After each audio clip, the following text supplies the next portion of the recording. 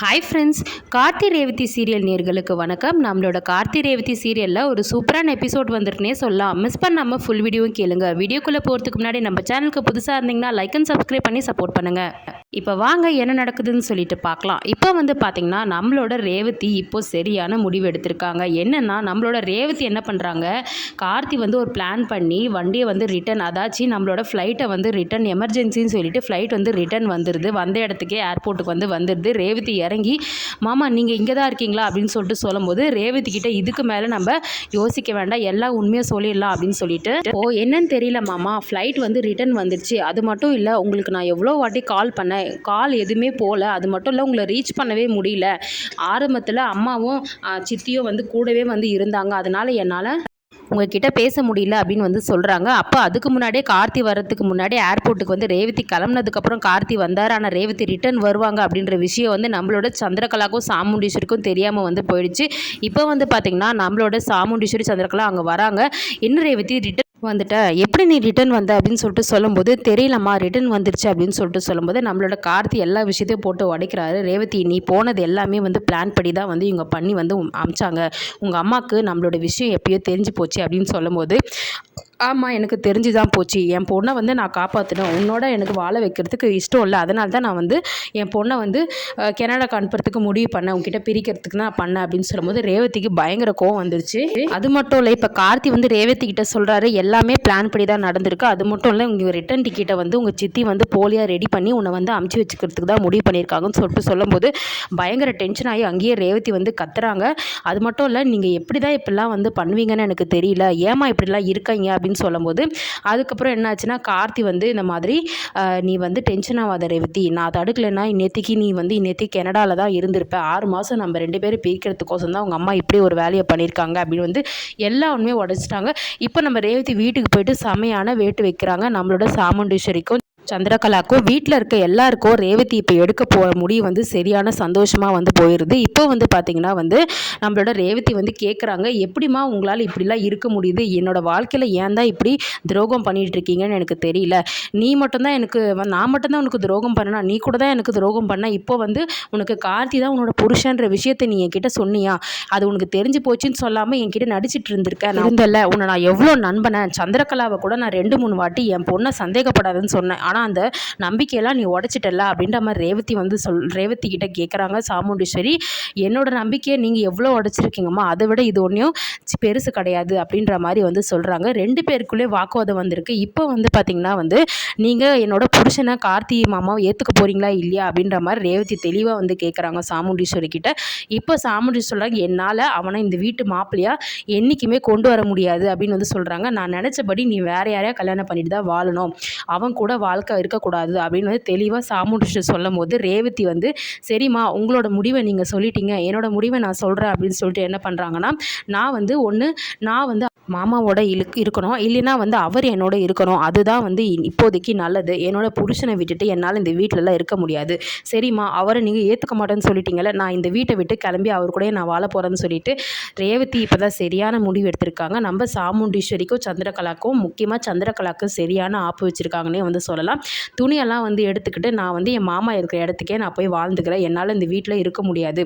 எப்போ நீங்கள் என்னோட தாலி கட்டின புருஷனை மாப்பிள்ளை ஏற்றுக்க மாட்டேன்னு சொன்னீங்களோ அப்பயே நான் இந்த வீட்டில் இருக்க மாட்டேன், நான் கிளம்புறேன் அப்படின்னு பெட்டி படிக்கலாம் எடுத்துகிட்டு அப்படின்னு சொல்லிட்டு ரேவதி என்ன பண்ணுறாங்க, எல்லாத்தையுமே எடுத்துகிட்டு நான் கிளம்புறேன், இந்த வீட்டில் ஒரு நிமிஷம் கூட இருக்க மாட்டேன் அப்படின்னு சொல்லும்போது நம்மளோட ராஜராஜனுக்கு சரியான சந்தோஷமாக போயிடுது. நம்ம பொண்ணு இப்போ தான் சரியான முடிவு எடுத்திருக்கா அப்படின்னு சொல்லும்போது ராஜராஜனுக்கு மட்டும் இல்லை, ரோகிணி, சுவாதி, அதுக்கப்புறம் நம்மளோட மயில் வாகனத்துக்கு எல்லாருக்குமே ரொம்பவே சந்தோஷமாக போயிடுது. நான் ரேவதி இப்படி ஒரு முடிவு எடுத்திருக்கா, அதாச்சும் அம்மா விட்டு இறங்கி நம்மளோட கார்த்தி மாமா கூட வாழ்கிறதுக்கு போயிட்டா அப்படின்னு எல்லாருக்குமே ரொம்பவே சந்தோஷமாயிருது. முக்கியமாக ராஜராஜனுக்கு சிரிப்பு அடக்க முடியல, உள்ளுக்குள்ளே பயங்கர சந்தோஷம். நம்ம பொண்ணு இப்போ தான் அம்மாவை மீறி அம்மா பண்ணுற ஒரு துரோகத்தெல்லாம் எதிர்த்து இப்போ தான் ஒரு சரியான முடிவு எடுத்திருக்கா அப்படின்னு சொல்லிட்டு பயங்கரமான சந்தோஷமாக போச்சு. இப்போ ரேவதி அங்கேருந்து கிளம்புறா. அப்போ கரெக்டாக நம்மளோட சாமுண்டீஸ்வரி என்ன பண்ணுறாங்கன்னா, உடனே அவங்களோட பிளானை எப்பயுமே போடுற பிளானை நீ இந்த வீட்டை விட்டு போனீன்னா நான் இங்கேயே சுட்டுட்டு செத்துடுவேன்னு சொல்லிட்டு வாசலில் என்ன பண்ணுறாங்க, துப்பாக்கி எடுத்துகிட்டு வராங்க. ரூமில் போயிட்டு எடுத்துகிட்டு பார்த்திங்கன்னா அதை பார்த்திங்கன்னா துப்பாக்கியை வைக்கிறேன், நெத்தியில் வச்சு நான் இந்த வீட்டை விட்டு நீ போனீன்னா நான் சுட்டுட்டு செத்துருவேன் அப்படின்ற மாதிரி திருப்பியும் வந்து ஒரு பிளாக்மெயில் பண்ணுறாங்க. அப்போ வந்து ரேவதி இப்போ கரெக்டான ஒரு முடிவு வந்து சொல்கிறாங்க. என்ன சொல்கிறாங்கன்னா, சரிங்கம்மா நீங்கள் தாராளமாக சுட்டுட்டு செத்துக்கோங்கன்னு சொல்லிட்டு அங்கேருந்து வந்து பார்த்திங்கன்னா கிளம்பிடுறாங்க. பெட்டி படிக்கையோடு கிளம்பி வந்து போயிட்டு இருக்கும்போது சந்திரகலா தடுத்து, ரேவதி போகாத நில்லு, நான் இந்த மாதிரி உன்னை போக விட மாட்டேன், நீ அந்த கார்த்திக் கூடலாம் வாழக்கூடாதுன்னு சொல்லும்போது இப்போ சந்திரகலாவுக்கு சரியான அடி விழுது. ரேவதி என்ன பண்ணுறாங்க, சந்திரகலாவை கையை பிடிச்சி தள்ளி விட்டு பலார்னு ஒரு அறை கொடுக்குறாங்க. இத்தனை நாள் கழித்து ரேவதி இப்போ தான் ஒரு சரியான முடிவு எடுத்திருக்காங்கன்னே சொல்லலாம். ஏன்னா வந்து சாமுண்டீஸ்வரி பிளாக்மெயில் பண்ணி ரேவதியோட வாழ்க்கையை வந்து எப்படியும் அவங்களோட பகை தான் ஜெயிக்கணும் அப்படின்னு சொல்லிட்டு சாமுண்டீஸ்வரி என்ன பண்ணுறாங்க, தப்பாகவே முடிவெடுத்து ரேவதியோட வாழ்க்கையில் வந்து இப்படி வந்து பண்ணி வச்சுருக்காங்க. ரேவதி வந்து இப்போ தான் வீட்டை விட்டு வெளியே போயிருக்காங்க. நான் கார்த்தி மாமா கூட தான் இருப்பேன், நான் இவங்க கூட இருக்க மாட்டேன் அப்படின்னு சொல்லிட்டு இப்போ வந்து பார்த்திங்கன்னா உடனே வந்து மயில்வாகனம் வந்து ஃபோன் பண்ணுறாங்க. அப்போ வந்து அதுக்கு முன்னாடி ராஜராஜன் வந்து, என்னம்மா இப்படி வந்து இப்போது ரோகிணிலாம் பேசிகிட்டு இருக்காங்க, இப்படி வந்து ரேவதி முடிவு எடுத்துட்டா, ரேவதி இப்படிப்பட்ட முடிவு எடுப்பான்னு சொல்லிட்டு நினைக்கவே இல்லை அப்படின்னு சொல்லிட்டு ராஜராஜன் வந்து எல்லாருக்கிட்டேயுமே வந்து பேசிகிட்டு இருக்காங்க. அப்போ ரோகிணியும் வந்து சொல்கிறாங்க, ஆமாப்பா எனக்கும் ரொம்ப ஆச்சரியமாக இருக்குது, ரேவதி இப்படிலாம் முடிவெடுப்பாள், அம்மாவை மீறி இப்போ தான் ரேவதி அவளோட வாழ்க்கையை வந்து வாழ்கிறதுக்கு வந்து போயிருக்கா அப்படின்னு சொல்லும்போது ராஜராஜன் வந்து இப்போ நம்மளோட சாமுண்டீஸ்வரி ஒரு ஆக்டிங் போட்டாங்க, நான் தலையில் துப்பாக்கி வச்சுட்டு சுட்டுருவேன் நீ போனீனா அப்படின்னு சொல்லிட்டு, அது எல்லாமே ஆக்டிங் தான்.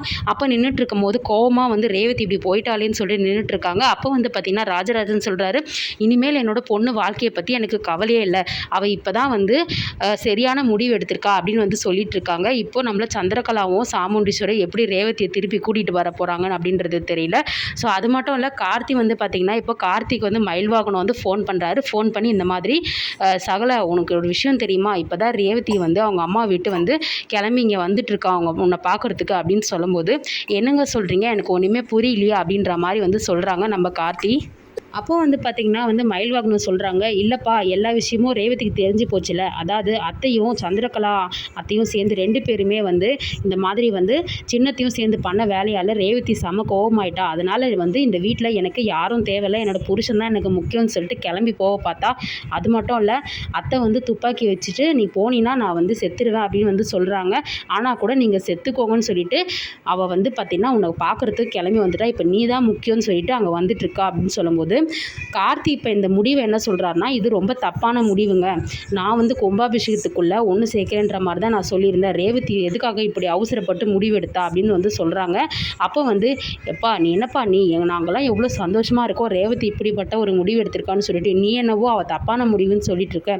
இல்லைங்க, நான் வந்து எல்லாரும் சம்மதத்தோடு தான் ரேவதி கழுத்தில் தாலி கட்டலான்னு இருந்தேன், ரேவதி கொஞ்சம் பொறுமையாக இருந்திருக்கலாம், எதுக்காக இப்படிப்பட்ட ஒரு முடிவு எடுத்துகிட்டு இப்போ என்னை பார்க்க வந்துட்டுருக்கா அப்படின்னு சொல்லும்போது, இல்லைப்பா மாமாவும் ரொம்ப சந்தோஷப்படுறாரு, ரேவதி இப்படிப்பட்ட ஒரு முடிவு எடுத்துட்டா, இப்போ தான் அம்மாவை மீறி என் பொண்ணு வாழ்க்கை பற்றி எனக்கு கவலையே இல்லை அப்படின்னு வந்து இப்போ தான் சொல்லி முடித்தார், ரேவதி இப்படிப்பட்ட முடிவு எடுத்துருக்க கூடாதுங்க, சரிங்க நான் ரேவதி கிட்ட பேசி எப்படியாச்சும் நான் வீட்டுக்கு திருப்பி அனுப்புறது பார்க்குறேன் அப்படின்ற மாதிரி வந்து சொல்கிறாரு கார்த்தி.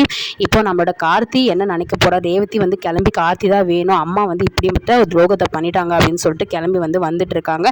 கார்த்தி என்ன சொல்லி ரேவதியை சமாதானப்படுத்தி வீட்டுக்கு அனுப்ப போகிறாரா, என்ன நடக்க போகுதுன்னு சொல்லிட்டு தெரியல. அது மட்டும் இல்லை, நம்ம சந்திரகலாவும் சாமுண்டீஸ்வரியும் சேர்ந்து ரேவதி எப்படி மீட்டிட்டு வர போகிறாங்கன்னோ தெரியல. ஸோ வெயிட் பண்ணி பார்க்கலாம் என்ன நடக்குதுன்னு சொல்லிட்டு. நம்மளோட ப்ரோமோ ரிவ்யூ பிடிச்சிருந்தா லைக் அண்ட் சப்ஸ்கிரைப் பண்ணி சப்போர்ட் பண்ணுங்கள். தேங்க்யூ.